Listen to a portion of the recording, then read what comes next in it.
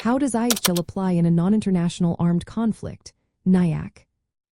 Imagine a situation where fighting isn't between countries but within a single country, involving government forces and armed groups.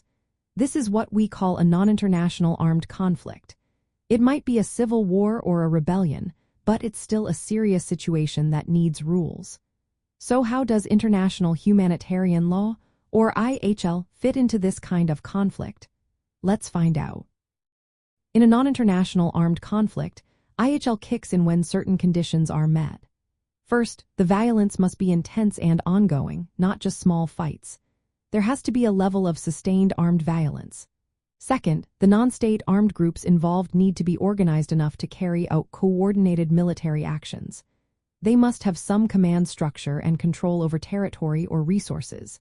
If these 2 points are true, then IHL applies. The main rules for these conflicts come from a part of the Geneva Conventions called Common Article 3.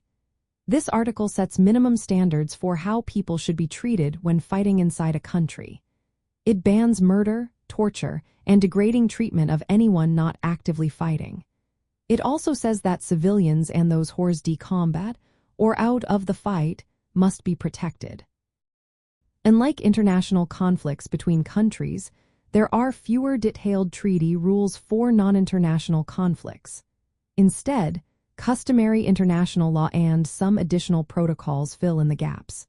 These rules help guide how parties should behave, even if they are not part of a formal treaty.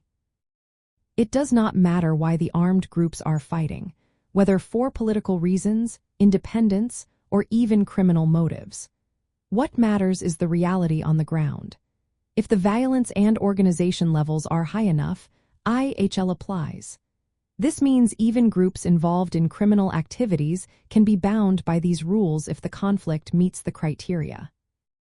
Protecting civilians is a key part of IHL in these conflicts. All parties must distinguish between combatants and civilians. Attacks against civilians or civilian objects are forbidden. Non-state armed groups are expected to follow these rules, but their ability to do so can vary.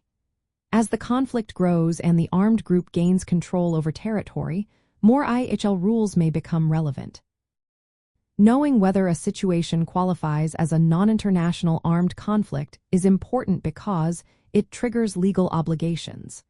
These include humane treatment of detainees, prohibitions on torture, and protections for the wounded and sick.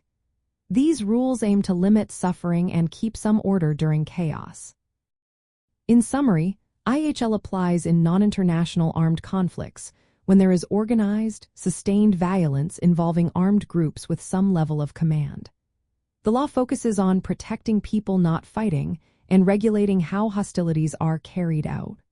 It's about making sure even in internal conflicts, basic humanitarian standards are respected.